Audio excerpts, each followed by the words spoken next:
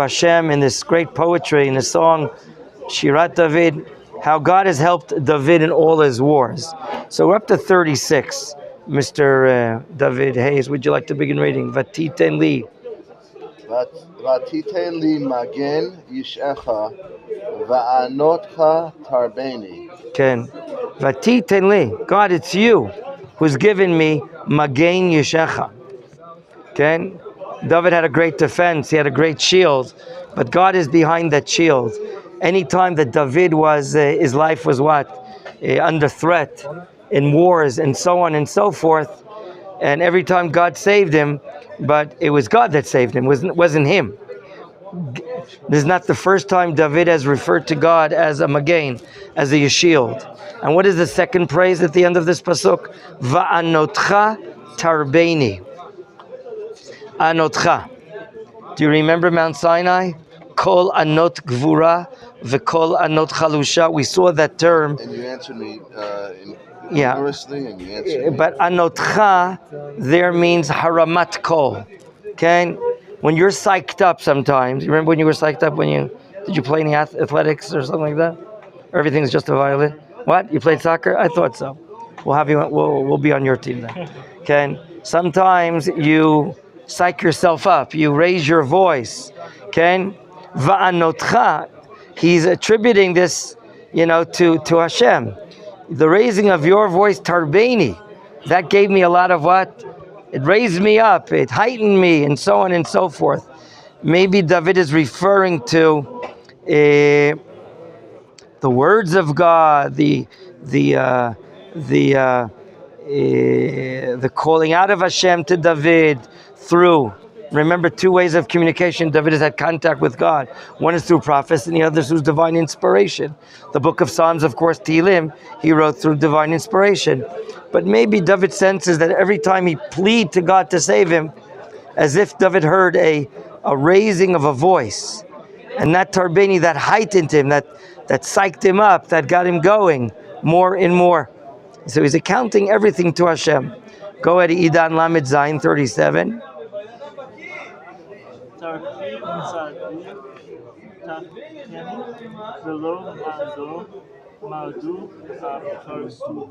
Karsulai, very good. Tarchiv tzadi tachteni. Little translation, you widen my steps underneath me. What is he talking about? It's interesting. Rashi explains here, Kishadam midabek raglav zu bezu. When a person puts his one foot next to another foot, right? He touches his feet together.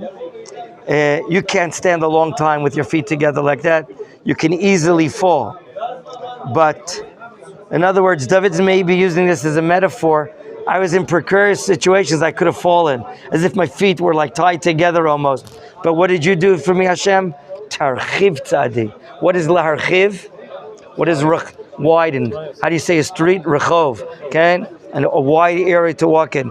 Hashem, you widen my steps, meaning with all the times that I was maybe in trouble. Whereas velo ma'adu karsulai, my ankles, karsulaim or ankles, lo ma'adu, they didn't slip. What does he mean? In modern Hebrew, it's also karsulai for plural. Ken.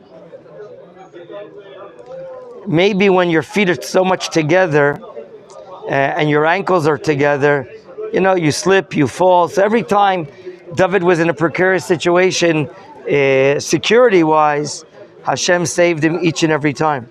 And again, so what's below ma'adu? They didn't slip. My karsulaim did not slip. They didn't cause me to fall. How do you say in the plural in Hebrew? Which word? Karsulaim. Birkaim, karsulaim. Ken.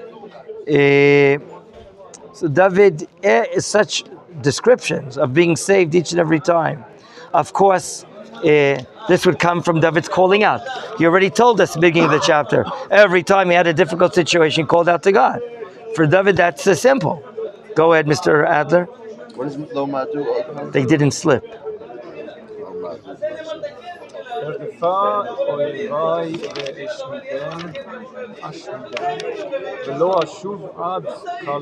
Ken. I would run after, pursue my enemies. Vashmidem, and I would be successful. I would destroy them.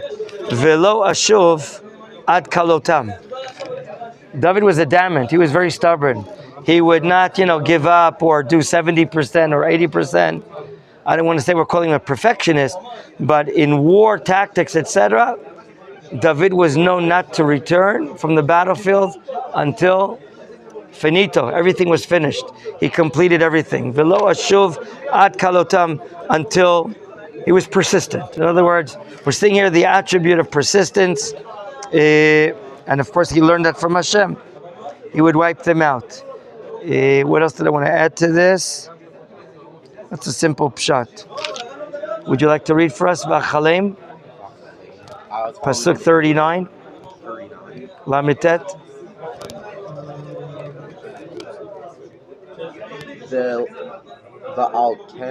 V'achalem,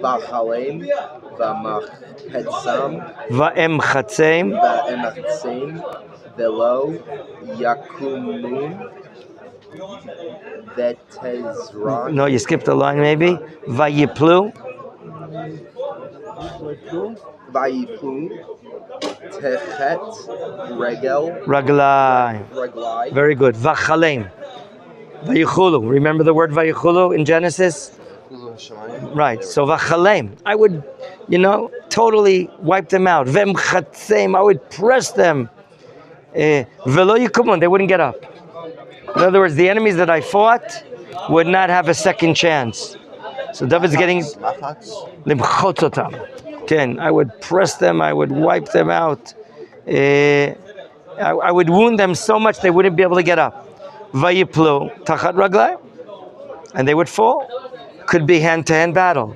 If it's under his feet, so David apparently had what is that? A black belt?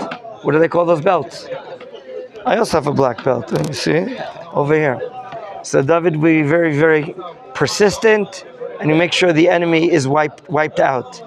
Let's keep on going. Other psukim of praise. Pasuk Mem, verse 40. David.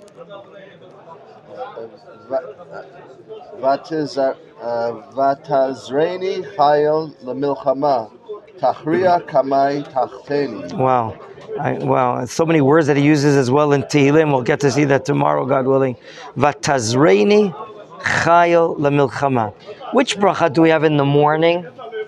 The morning blessings that we use the word vatazreni. We have a morning blessing. Are you familiar with it?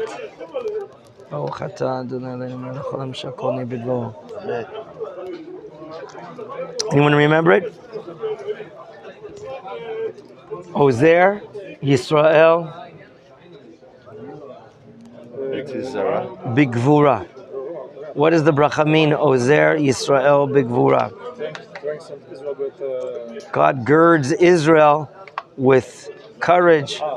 Okay? So, a very special divine trait that God brings down to the world, that's le'ezor. It's used with koach, it's used here with chayil, with valor. Okay? David would go to war, and he accounts that God is the one that's belting him, that is girding him with chayil, with valor for war. Tachriya kamai. God is decisively winning my enemies before me, tachteni, under me. So David continues in various praises to account for that God is the one that's giving him the valor. And means surrender? No. To be decisive. God is given it the decisive advantage to win victories over war. Okay? Tachriya. It has helped me, in other words, cause the fall of my enemies. Lachriya. Okay? To be decisively winning wars. So David, time after time, gives Hashem all the praise that all his valor is coming from God. I don't know if you remember, we talked about this maybe at the end of the last month. When we want to talk about the attribute called humility, we took out the book of Rav Kook, Musar Avicha, and we say there's a false type of humility and there's a real humility. False type of humility could be, I'm no good, I'm not this, I'm not that, no, and being very negative about yourself. But that's an imposter. That's not real humility. Real humility is a person understands who he is, what he's about, what special attributes he may have, but understanding that it's all a blessing from Hashem. It's all coming from God. It's not me. It's God that gave me. I'm a wonderful artist. I'm a very articulate speaker. I'm a pianist. I am a this or that. I'm a great sharpshooter. Where did you get that from? You got those abilities from Hashem and you developed them. Now you may have worked hard, but to understand that they're coming from God. So too here, God. David has won over his enemies. He's crashed them. He's mashed them. They can't get up. He's severely injured them. But it's all. But you're the one that gave me the valor. You're Hashem Vatazreini Chayo. You're the one that gave it to me. B'chava, let's continue. Mem Aleph 41.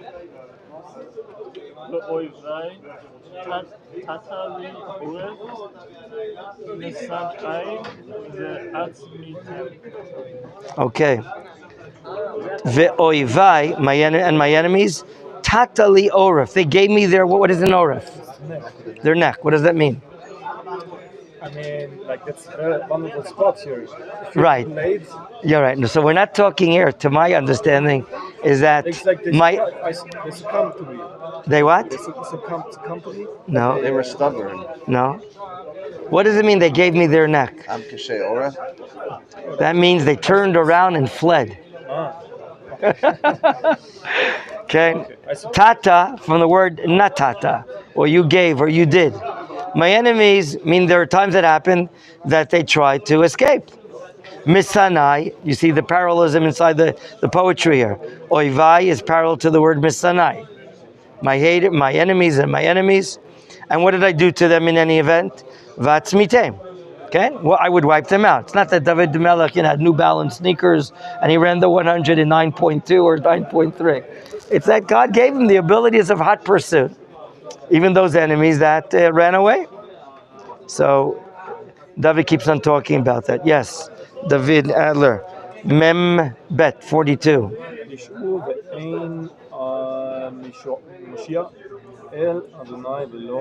Interesting. Yishu, which is it I, you, he, we, they. Yishu, it's they. They, Yishu, they were meaning requesting salvation. They referring to the enemies of David, of Israel. Ve'ein Moshiach, but there's no one to save. El Hashem, they would even turn to God. Velo Anam, and God would not answer them. So he sees Yeshu. It's as if the enemies were asking for salvation. One way to explain it, and there would not be any salvation whatsoever. Okay? Meaning the nations that were fighting it would turn to God for salvation, but he wouldn't get them. Okay? Jake tried. Ve'esh chakem. Yes. Meshi El Adonai Velo. 1 second, where are you? No, one more. Ve'esh chakem. Ve'esh chakem. Kather Eretz. Katit Chutzot Adakem. Arkaim, very nice. Wow. So you have a metaphor here that what would David do to his enemies? Ve'esh chakem. The word lishchok usually we use when we're taking spices and we're taking, what is the name of that kli, the historic kli that we would bang on the spices to mince them, to grind them, to make them in, what is it called? A mortar and what? Pestle, right. I took my kids to grandkids to a workshop this summer in the city of David, and they were making spices. So that's you. In English, they call it these. Mortar and pestle. Mortar and pestle. It's like a little hammer that you're knocking on the spices to mince them. That's the word vesh chakem. You mince them. So that's the verb used for things that you're causing to crumble, to crumb. Ken? So he's saying, what did I do to my enemies? Vesh chakem. I would knock on them just like what? Kafar, just like the dust of the earth. Ketit chutzot adikem. And ladekotam, if you're gonna, then I'm gonna pat on them into the ground. In other words, I would do anything and everything to the enemies, to the ground, put them into the ground. Erkaim. I know what is the last verb talking about? Erkaim. I would cut them into thin pieces, like Rikuei Barzel. It's mentioned regarding the Mizbeach by Korach. If you remember, what did Moshe Rabbeinu do with the altar that they brought a false, false incense? What did Moshe Rabbeinu do? God commanded him to take the metal of the Mizbeach and cut it into strips. Vayirakem, the same verb there. Why? God wanted to perpetuate that no one should go up against and rebel against God and offer volunteer Ketoret offering and so on and so forth. So it was taken into pieces and put on the walls of the Mizbeach. So all these are really tremendous descriptions of what David did to the enemy. Mem Dalet, let's go on. Vatifalleteni. Vatifalleteni merivei ami tishmereni lerosh goyim. Am lo yadati ya'avduni. Okay, now we're going into a higher gear. We're going to see a few verses here, how the kingdom of David became even wider and greater, and the borders of Israel also became greater as a result. Number one, Vatifalteni. What is a plita? What is a float? Refugee. Right. Vatifalteni. God rescued me. He prevented me. May rive ami. What did he abstain from me? That I wouldn't do what? Fight with my nation. Right. In other words, David avoided. There were times that people went up against him, like his nephews Yoav, Avishai, and so on. But God saved him. Avishai also? No, more Yoav. But God saved him from inner quarrels, inner matters inside his nation. There were very tough times inside. Remember, Yoav assassinated who? Which minister of war? Avner ben Ner in Hebron. And another one also? Okay.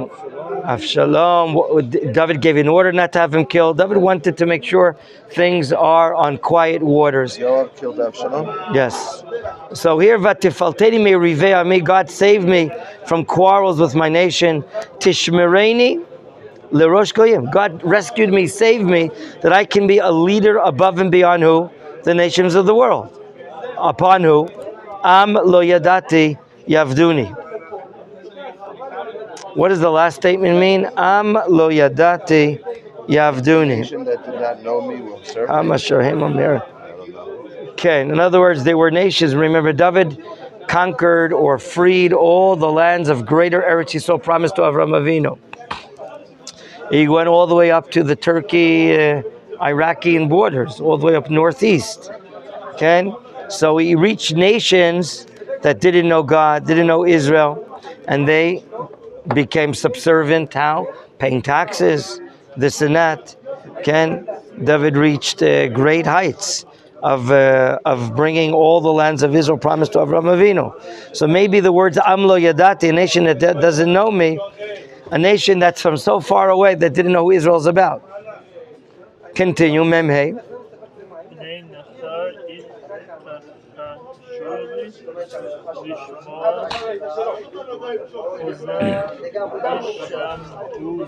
B'nei Nechar, members of nation from far away, estranged nations, out of fear, Rashi says, they would tell me lies. They were fearful of me. Lishmoa ozen yishamuli. Even those, Rashi says, even those that didn't have fear before me, they would what? Give me their what? Their ear, meaning their discipline. They would adhere to them. Okay? David had tax collectors all over the place from all the countries that he defeated. Okay, we'll see one more two psukim, And then we'll go to halacha. Go ahead, David.